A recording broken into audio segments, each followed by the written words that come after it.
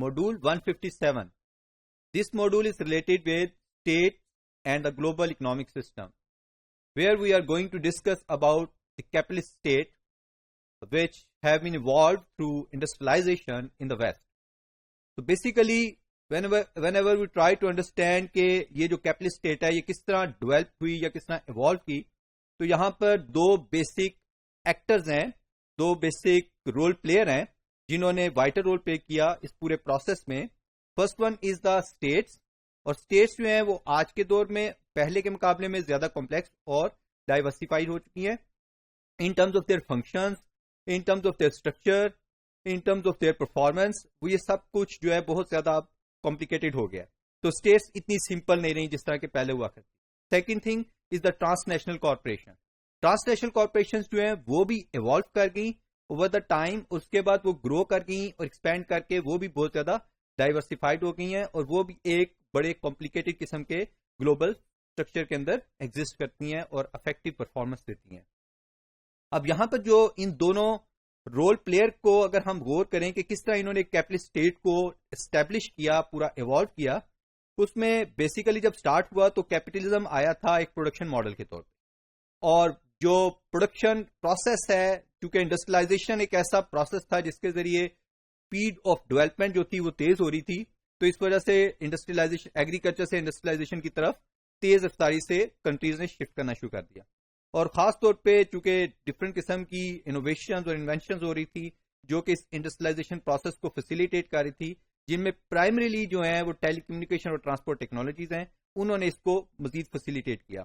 تو اس لیے ہوا کیا کہ وہ جو ایگریکلچر بیسڈ فیوڈل سسٹم تھا وہ ریپلیس ہونا شروع ہو گیا, اور اس کی جگہ کیپٹلسٹ اکانومی جو ہے وہ اسٹیبلش ہونی شروع ہو گئی. پہلے سوسائٹی جو ہے وہ ایک ہائرارکل موڈ میں ہوتی تھی, یعنی ایک ہائرارکی ہوتی تھی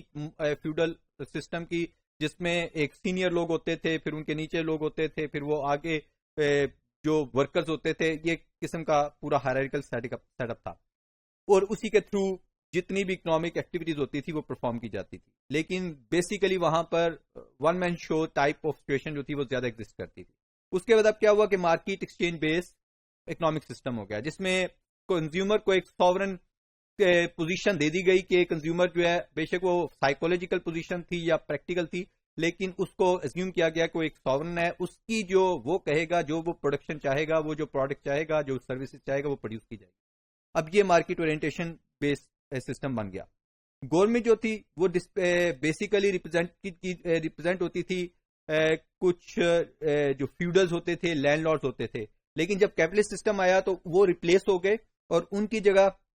گورنمنٹ میں ڈومیننٹ سوشل گروپ جو ہیں وہ آگے آ گئے, اور خاص طور پہ ان میں مرکنٹائل تھے. جو مرکنٹلسٹ تھے, بزنس مین تھے, جو ٹریڈ کرتے تھے اور جو ایکسپورٹ امپورٹ کرتے تھے, وہ لوگ چونکہ زیادہ رچ ہو گئے, ویلدی ہو گئے اور ریسورسفل ہو گئے, تو اس وجہ سے ان کی ڈومیننٹ پوزیشن آ گئی اور وہ گورنمنٹ کے اندر آنا شروع ہو گئے. اب یہ سارے کا سارا پروسیس جو ہے ایسا تھا جس کے دوران پوری کی پوری انڈسٹریلائزیشن کا جو فینومینا ہے وہ اکر ہوا, اور جو انڈیویجولز جو تھے بیسیکلی وہ ایفرٹ کر رہے تھے, ہر انڈیویجول اپنے اینڈ کے اوپر, اپنے پارٹ پہ, کہ کسی طرح اپنے پروفٹ کو میکسیمائز کیا جائے, اپنی پروڈکشن کو میکسیمائز کیا جائے, اکانومیز آف اسکیل انجوائے کی جائیں, بیٹر ٹیکنالوجی اور بیٹر سسٹم لائے جائیں, پوری گروتھ پروسیس جو ہے اس کو اچیو کیا جائے. تو اس سارے پروسیس میں مل کے جب بہت سارے لوگ ایک ہی ڈائمینشن میں کام کر رہے تھے تو انڈسٹریل ریولوشن جو ہے وہ سیٹ ان ہو گیا, اور یہ چیز مارکیٹ بیس پروسیس کے ذریعے ایوالو کی, اور وہاں پر ایک کلچرل پولیٹیکل انوائرمنٹ ڈیولپ ہو گیا تھا جو بہت زیادہ سپورٹیو تھا اس پورے پروسیس کے لیے, اور جس کا یہ آؤٹ کم ہوا کہ انڈسٹریل ریولوشن ٹیک پلیس ہوا. دوسری طرف گورنمنٹ, کچھ کنٹریز میں ایسا یہ ہوا کہ گورنمنٹ جو تھا اس نے بھی اپنا پرائمری رول پلے کیا اپنی کنٹریز کو انڈسٹریلائز ہونے کے لیے, کیونکہ برٹش جو تھا, برٹن میں تو یہ ایوولوشن کا پروسیس مارکیٹ بیس تھا, انڈیویجول ایفرٹ کے نتیجے میں تھا, لیکن یو ایس اے میں, جرمنی میں اور فرانس میں اور کینیڈا میں یہاں پر انٹینشنلی گورنمنٹ نے ڈفرنٹ قسم کی پالیسی انٹروینشنز کے ذریعے اور ڈفرنٹ قسم کی سپورٹ میکنزم پرووائڈ کر کے اپنی انڈسٹریز کو, اپنے پروڈیوسرز کو, اپنے بزنس مین کو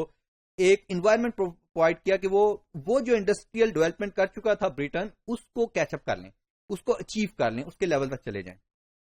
19 سینچری کا جو پولیٹیکل اسٹرکچر تھا اس میں بہت زیادہ کنفلکٹ ایگزسٹ کر رہے تھے, کیونکہ وہاں پر ایک طرف تو بڑے لمیٹڈ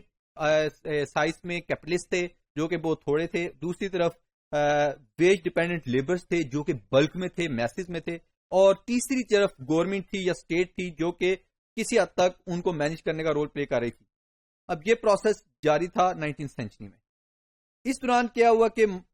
جو مارکس تھا اس نے اپنے ویو دیے کہ سوشلسٹ ریولوشن جو ہے بیسیکلی یا اسٹیٹ جو ہے اس کا بیسک پرپز کیا ہے کہ اس نے کنفلکٹ جو ہے ریزالو کرنے ہیں. تو اس کا مقصد یہ تھا کہ گورنمنٹ جو ہے اس کی بیسک رول یہ نہیں ہے کہ وہ بزنس مین بن کے آ جائے اور سسٹم کو خود رن کرے، بلکہ وہ جو سسٹمز کے اندر ڈسٹورشنز ہیں، کنفلکٹس ہیں، اس کو ریزالو کرنے میں ہیلپ کرے. دوسری طرف جو آدم سمتھ ہے وہ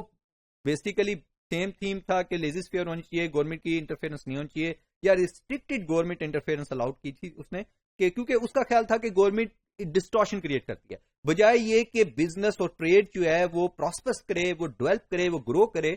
گورنمنٹ کی انٹرونشن کی وجہ سے وہ ہزارڈیس رول پلے کرتی ہے اور گورنمنٹ کی انٹرونشن کی وجہ سے وہ ڈسٹرب ہو جاتا ہے، اس کا فلو ڈسٹرب ہو جاتا ہے. اس لیے وہ کہتا ہے کہ گورنمنٹ کو صرف لمیٹڈ حد تک انٹرفیئرنس کی اجازت ہے. اور کیا کیا گورنمنٹ کر سکتی تھی اکارڈنگ ٹو ایڈم سمتھ کے پرسپیکٹو میں؟ نیشنل ڈیفنس کی حد تک گورنمنٹ کا رول تھا، ایڈمنسٹریشن آف جسٹس کہ جسٹس کو انشور کرے، اس کو ایڈمنسٹر کرے، پبلک انفراسٹرکچر اینڈ انسٹیٹیوشن جو پبلک انفراسٹرکچر ہے اس کو ڈیولپ کرے اور انسٹیٹیوشن کو سیٹ کرے، تاکہ یہ سارے سسٹم جو ہے جو مرکٹلائز اور مارکیٹ اکانومی کا سسٹم چل رہا ہے اس کو یہ پوری کی پوری ایکسپورٹ میکنزم پرووائڈ کریں. لیکن ہوا کیا کہ اربنائزیشن کا پروسیس بہت تیزی سے ہونا شروع ہو گیا، اور جو ایگریکلچر سے انڈسٹری کی طرف ایک موومنٹ تھی اس نے اربن ایریاز کی ڈیولپمنٹ کا ایک نیا اسکوپ ڈیولپ کر دیا، اور اس چیز نے گورنمنٹ کے رول کو انہینس کر دیا. تو گورنمنٹ کا رول ان تین لمیٹیشن سے نکل کر، ان تین ڈائمینشن سے نکل کر فردر نیو ڈائمینشن میں چلا گیا، جس میں سپلائر آف پبلک یا سوشل گڈز اینڈ سروسز تھیں، کہ گورنمنٹ کا اب یہ کام تھا کہ وہ خود پرووائڈ کرے سوشل گڈز کو، پبلک گڈز کو، کیونکہ private sector is not willing to provide that kind of goods. تو اس لیے وہاں پر گورنمنٹ کا رول امپورٹنٹ ہو گیا. پھر گورنمنٹ تھی ایز اے فیسیلیٹیٹر، کہ فیسیلیٹیٹ کرے گی گورنمنٹ، ریگولیٹ کرے گی مارکیٹ اکانومی کو، کیونکہ مارکیٹ اکانومی کے اندر بھی کچھ پرابلمز ہیں، کچھ ڈسٹورشنز ہیں، کچھ ایررز ہیں، ان کو کریکٹ کرنے کے لیے گورنمنٹ کا رول بہت ضروری ہے. پھر تھرڈ تھا یہ تھا کہ سوشل انجینئر کا رول پلے کریے گورنمنٹ، یعنی گورنمنٹ کا اب رول ہو گیا تھا ایز اے اربن پلانر کے طور پہ، ڈیزائنر کے طور پہ، کہ وہ پورے کا پورا ایک انفراسٹرکچر ڈیزائن کرتی تھی. وہ پاپولیشن اور ڈیموگرافک کنٹیکسٹ میں کس طرح کن کن ایریاز میں کتنے اسکولس چاہیے، ہاسپٹلس چاہیے، بزنس سینٹرز بنانے ہیں، پورے کا پورا ایک ڈیزائن جو ہے سوشل انفراسٹرکچر جو ہے اس کا پورا ایک ڈیزائن اس نے تیار کرنا تھا. اس لیے اس کو سوشل انجینئر کے طور پر کنسیڈر کیا گیا، اور یہ سارا کا سارا وہ پالیسی انٹرونشن کے ذریعے کر رہی. اور جو زیادہ امپورٹنٹ تھا وہ آربیٹریٹر کا رول تھا، کیونکہ سوشل گروپ اور کلاسز جو تھے ان کے درمیان ڈفرینٹ قسم کے جو انڈیویجولس تھے اور کیپٹلسٹ جو تھے ان کے درمیان بہت سارے کنفلکٹس تھے، پرابلمز آ رہے تھے. کیونکہ ظاہری بات ہے جب بہت سارے بزنس یہ جو بزنس کو گرو کرنے کے لیے جو بزنس مین بہت تیزی سے گرو کرتے ہیں تو ایکسپلوئٹیشن بڑھ جاتی ہے. تو ایکسپلوئٹیشن جو ہے وہ کنفلکٹس رائز کرتی ہے، تو اس کنفلکٹ کو ہینڈل کرنے کے لیے آربیٹریٹر کا رول امپورٹنٹ ہو جاتا ہے. اس کے علاوہ